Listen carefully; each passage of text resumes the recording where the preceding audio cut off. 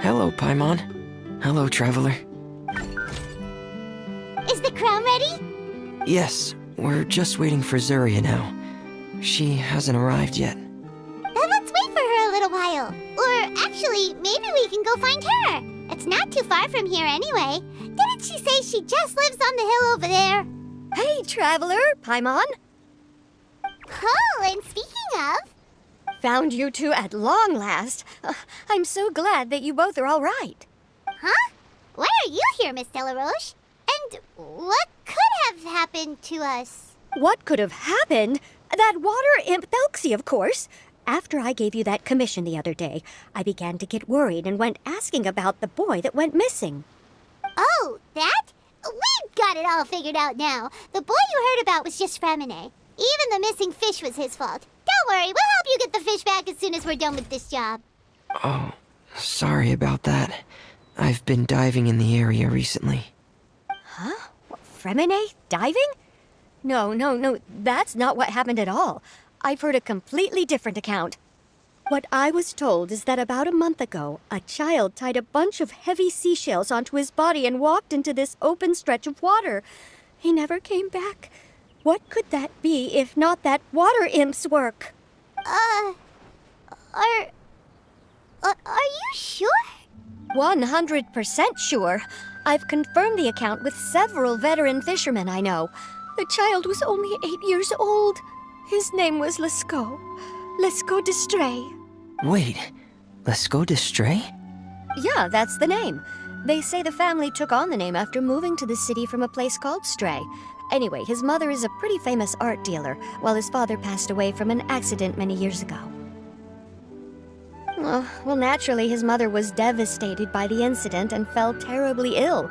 It's said that she left the court of Fontaine, and no one knows where she's gone. It can't be, right? Lescaut d'Estray? Zuria d'Estray? It must be some sort of a coincidence? I'm sorry, miss. We've got to go check on something right now. Oh, I see. Well, you go on ahead. I just came to make sure that you're both all right. I'll head back then. Please remember to take care.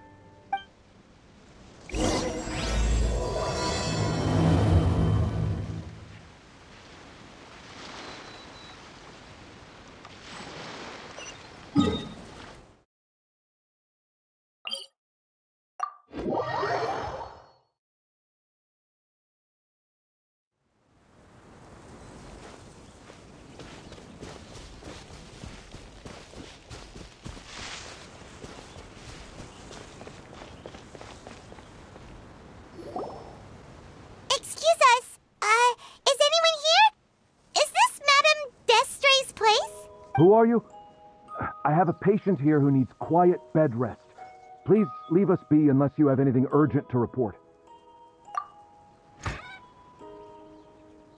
This is the residence of Zuria d'Estray, and I am Jalakan, her family doctor. What did you mean by your question just now? Who else could be my patient? Your patient should be Zuria's son, right? She told us herself that her son had contracted loneliness syndrome. No, you're right. Young Master Lescaut did have that illness once upon a time, but well, the young master's no longer with us. And now the Madame has come down with the same illness. Are you her friends, by any chance? Oh, so when she had requested time to go out over the past few days, it was so she could spend them with you. So, if I'm understanding this right, the one who's suffering from uncontrollable delusions is the Madame herself? She believes her son is still alive? That is correct. When the young master disappeared, she was organizing an art exhibit that she had specifically prepared for him. But since she had to leave the house, she was unable to see her son one last time. That might have been the trigger for her regret. Or perhaps the family's fall into loneliness and grief was inevitable as soon as the old master passed away. First the son, and then the mother. But how could that be? She really looked like she had a handle on everything. Her smile was so lovely, and she even told us to stay optimistic. But you're saying she Those actions are proof that she can no longer differentiate between fantasy and reality. Then, all the other things that she told us about her son, were those fake too? No, those were all real. Although, they were all things that happened before the young master left us for good. Madame's time has just never moved forward since his passing. I see. So after her son left, she created a fantasy world where her son was still with her. She was looking for a way to cure his illness when she ran into us. She has been in a good mood the past few days, even humming a song when she returned from her stroll. She even began discussing with me the idea of using deliberate guidance to ease the illness. It was all going well, until last night. She spent a whole night staring at the shell the young master left behind, and the words that he had inscribed onto it. Then she broke down once more. I prescribed some sedatives, and she's currently resting. But then what should we do? How can we help her? There has to be something we can do! Don't panic, Paimon. Even though this is a devastating piece of news, we must all calm down first. What should we do? I need to think. I need to remember the old house of the hearth and the children who lived in it.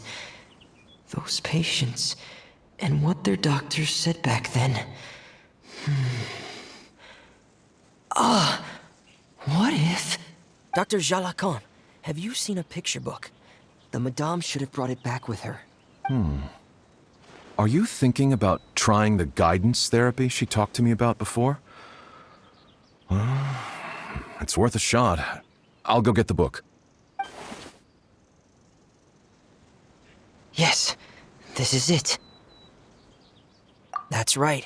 If what Dr. Jalacan said was true, the past few days have been very helpful to Zuria, so we should complete this journey. We need to show her that her child has found a happy ending in the world of her dreams. But wouldn't that just make it harder for her to accept reality? One must first face reality before accepting it. The Madame has been crushed by her feelings of grief and can no longer bring herself to face reality. Our first priority would be to get her out of this state. Right. Before today, I had thought she wanted to use Thelxie's fantastic adventures to save her son. But now, I think she might need it to save herself. And if we could complete it, we should be able to give her some feeling of inspiration and closure. Maybe those feelings would be enough to give her some courage to face reality again. There's no time to waste. Let's set off right away.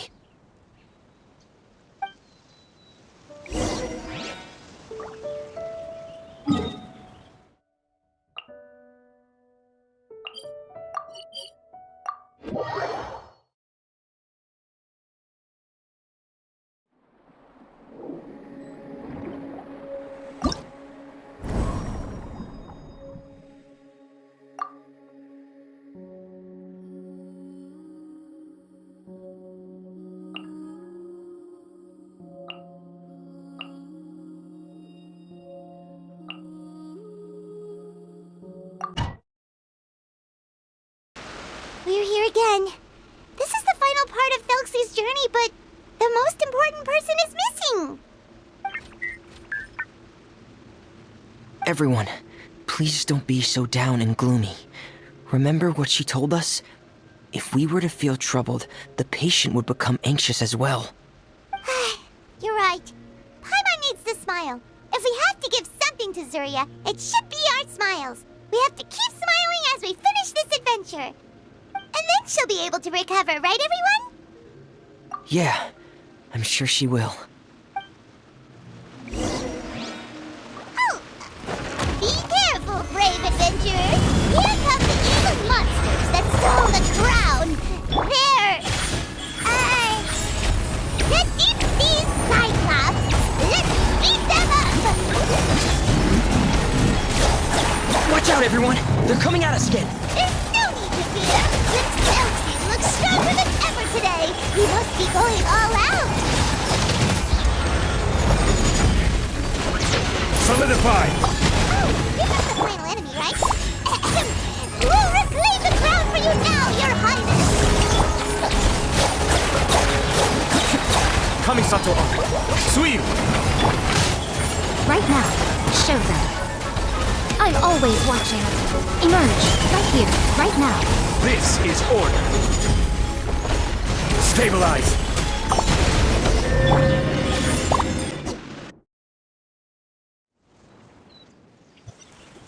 I'm sorry. I have to go.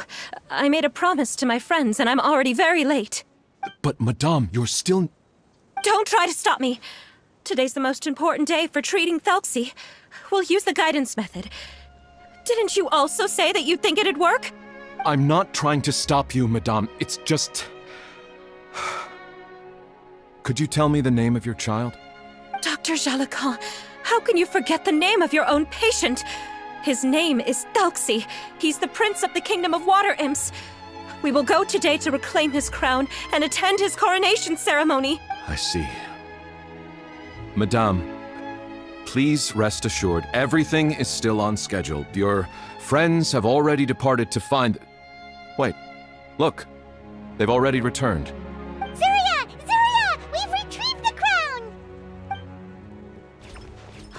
Paimon, everyone, have you really? Yes, but the coronation ceremony still hasn't taken place, because we felt like you should be the one to preside over it. Wonderful, how wonderful! Thelxie, my child, are you hearing this? Everything you lost will now come back to you, and soon, very soon, you will never be lonely again. And the last page of the picture book. It's still waiting for you to illustrate in color. Right, the picture book. But I don't know what I should put on the last page. Don't worry, Thelxie and his friends all know what should go on it. Get ready, Zuria. We'll describe everything for you. Okay. At last, Thelxie and his friends were able to drive off the final invading monsters and achieve a dashing victory. Their success was complete, and the recovered crown resplendent. The water imps, finally returning to their homes, showered the prince with love and applause as he greeted them.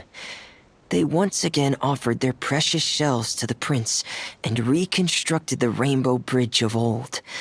As he watched the scene unfold, the prince could not help but be touched by its beauty. Moved by everyone's happiness, the prince stepped onto the rainbow bridge and took a good look at all the friends who had gone on the journey with him. There stood the traveler, Goddess Paimon, Fremine, and... Where's the last person? The prince looked frantically around, but could not find the person he wanted to see most. At that moment, the person suddenly appeared on the other side of the bridge. She walked towards him with a smile and slowly lifted her veil. The prince could not hold back his tears. He recognized then that the mysterious person that had been by his side the whole time was none other than his mother. Zuria walked across the bridge and placed the crown above the prince's head. She smiled down upon him as she said, "My prince, my king, you shall never, ever need to feel lonely again." That's the end of the story, Zuria. Thank you. Thank you all. I am so sorry, my child. Maman should have spent more time with you. Did you hear the story? You'll never have to feel lonely again.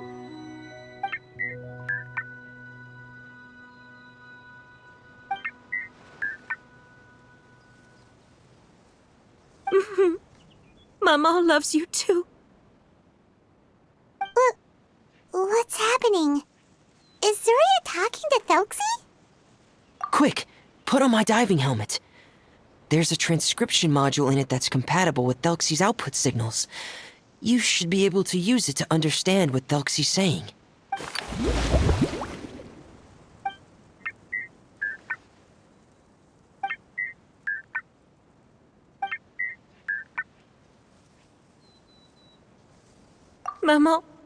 Maman loves you too. But I love you more, Maman. What? Did you see something?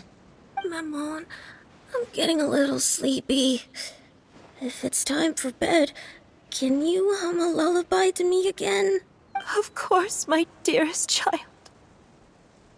As long as you want to hear it, Mama will always hum for you.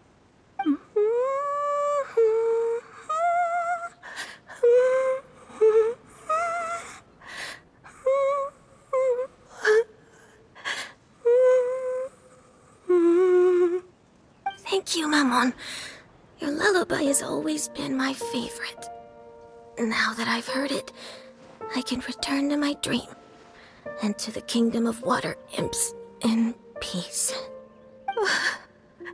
My poor darling. Please don't forget. I will always love you. My love is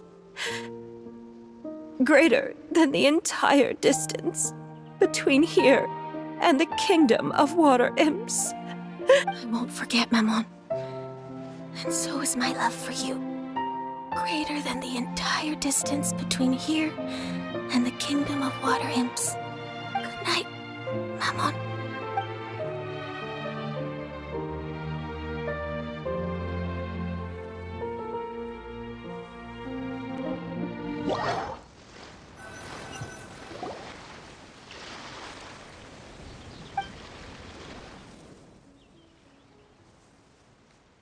Fremine, why did you call us in such a hurry? Did you hear something from Zuria?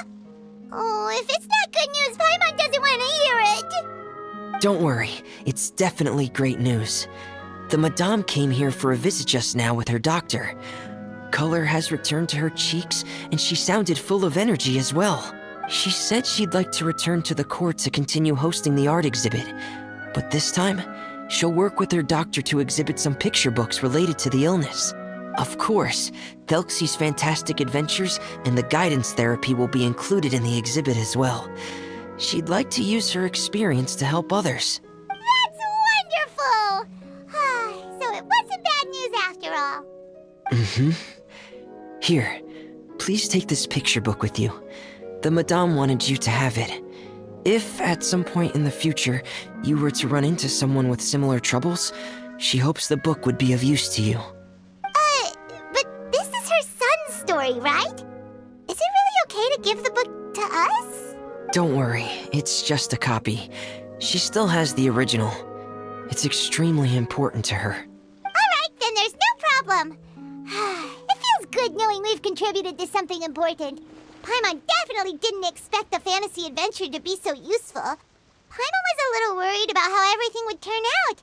After all, fantasy is just fantasy. Paimon, do you know what the Madame said? She said that at the moment when she placed the crown on Thelxie's head, she felt like she really saw something beautiful. Her child had returned, and he told her that he loved her. She also said that was when she was finally able to bid farewell to her son. She felt like at that moment, she was healed by some mystical power, and she was filled with courage from head to toe. Oh, really? But could that just be another part of her fantasy? Perhaps. But if fantasy is just fantasy, and the fantasy world is not real, then how could it still grant us these powers that we can continue to use in the real world? But what else could it be? A descent of the fairy tale world into the real world. At that time, the wondrous fairy tale temporarily became reality and influenced real things in our world. That has to be what happened. You saw it too, didn't you? That can't be what happened, right? There's just no way. Wouldn't it be like a miracle if that really happened? Yes, I suppose that would be a miracle. I hope that everyone who's found themselves in a dark place would be able to see something beautiful and experience a miracle for themselves.